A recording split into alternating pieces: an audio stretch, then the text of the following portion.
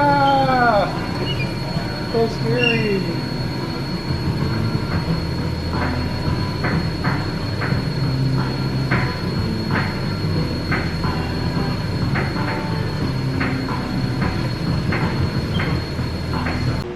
Alright guys, so I just finished up hot retorque on the blue truck on its new engine, obviously, as you guys have been watching. Yeah, so I'm going to check valve lash and make sure we're all good there. Run that one more time and then put everything back together and potentially adjust my regulator to keep that gate closed, put a filter on this thing and go for a drive just with the single. I'm just very anxious to drive the truck, to say the least. But let's go get an update on the boys and see what they're up to. Alright, Brett. What's going on? You don't want to talk about it? As you guys saw in the last video, this thing made noise. Made like 60 psi oil pressure, everything.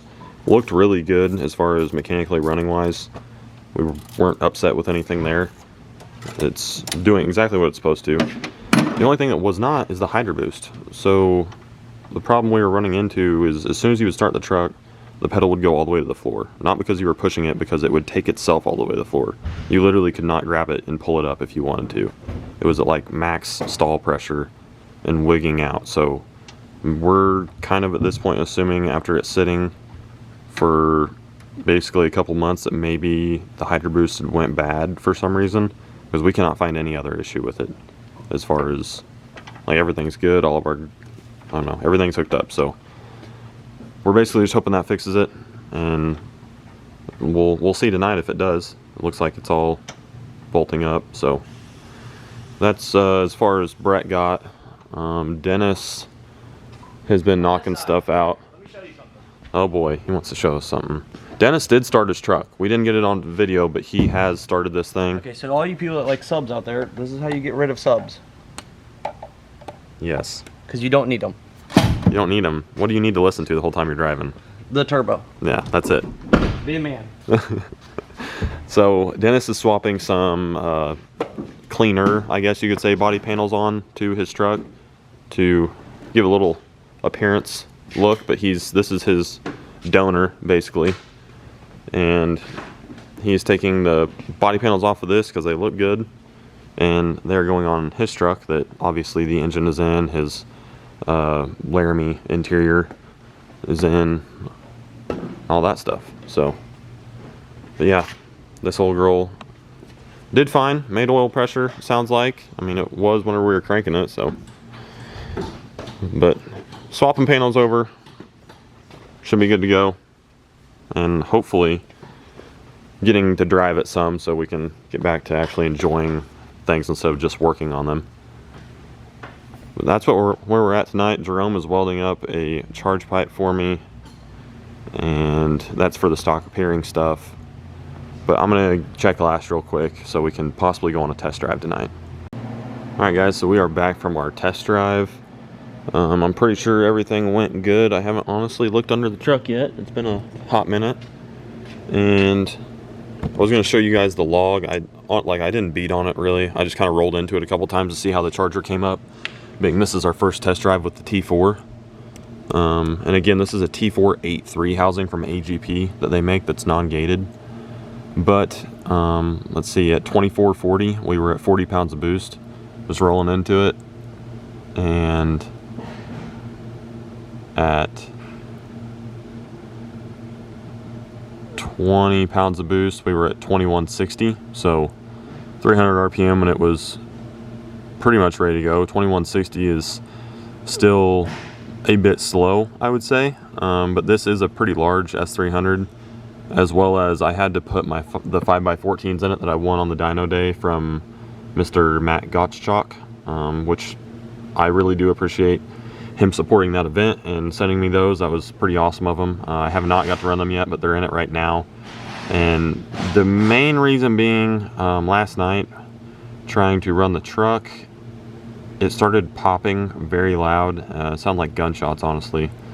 And we racked it up as it couldn't be the bottom end because of it would be continuous noise, and same with the valve train. So pulled the injectors and swapped out these, and it runs just fine. And then it would only do it whenever you dropped it into gear, and it would put load on it. So I called Weston, I overnighted him to him. He said he'd take care of it. No worries, get him looked at. And I didn't really expect this thing to light with these injectors because I just didn't think they would be enough. And it ended up coming up. I really am excited to see what it would do with the bigger injectors in it. But I had the wastegate completely shut because there's no gate pipe on it. But yeah, I mean, as far as lower boost numbers, we were cruising at 8 pounds of boost at 1700 RPM. By 1900 we were at 10.5. 2000 we were at 12. And 2100 we were at 15. So 2100 to 2160 we went from 15 to 20. So yeah, that's, I will reveal more charger stuff as time goes on and figure out what we're going to run, so I don't, basically just so I don't mislead you guys. You guys think I'm running something that I'm not, because I'm going to be switching chargers around a lot for a bunch of testing stuff and testing purposes. But once we get that solidified, I will fill you guys in on that. But it is a T483 charger. Another thing I was going to let you in on, my cigarette lighter kept blowing the fuse, and that's important because my fuse taps are in my cigarette lighter outlet, or the cigarette lighter spot in the fuse box. That's why it's hanging down there, because I'm looking at it. This little interior screw was sitting in there, and that's all it was. I haven't put the fuse back in it, but I'm assuming that was the problem. But it was just kind of funny. I was like, well, crap, when I started looking at wiring, then I looked down in there, I'm like, huh, don't know how that thing got there. But as far as everything else, honestly, the truck did great. I'm very happy. And the whole burning of the oil slowed down once we dumped some EGTs into it. It got up to like 1270-ish. And yeah, I don't know. So that's where we're at right now. Brett has done a hot retorque. Dennis has swapped both front fenders and both of those doors. So it's looking good. He's going to do bed, not tonight, because all the stuff in the bed is what he needs to reassemble the front end. So radiator, intercooler, bumper, all that good stuff. But we're getting after it. I'm going to try and film a little bit of them maybe. I'm going to hook up the rest of my stuff, and I need to go drive under a certain power line that likes to freak my anteater out so I can tell them if it works or not. So I don't know. I might get a wild hair and drive this thing home tonight if I can find an air filter. I will say that. But lots of fun tonight. Hopefully you guys are enjoying it. Alright, so what all did Dennis swap on? I will say, the cowl hood is a look. But the clear chrome headlights with the matching body panels, Dennis having a clean looking truck is a little odd. Usually it's just something that strictly is about making horsepower. But it is looking really good, I will say. So, bed another night, but I'm telling you, mirrors and some small things, and this thing would be pretty hot. Laramie bumper would really set it off, but let's see how many white third gen big headlight trucks we can fit in this parking lot. I guess this would be the only one.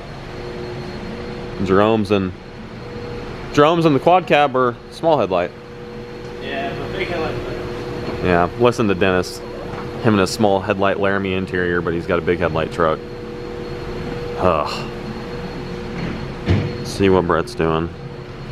Brett, did you find stuff you were looking for? We found everything I was looking for. Perfect. No leaks. Everything sounds good. Oil pressure's pretty good. When it got hot, we're looking at about 60 to 65 psi. Oh yeah, so I'll take it. It's happy, and I can put an engine together. That's right.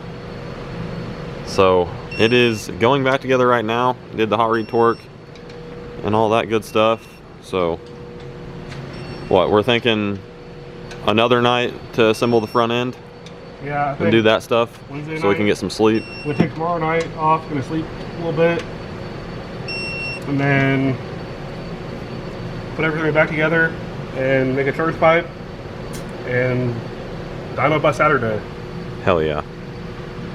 We're looking forward to it. I don't know if you guys can tell, but we have spent a lot of late nights here lately. Like, even this Sunday night, which is yesterday, like we looked down, it was 11:24, and we said, oh, we better leave.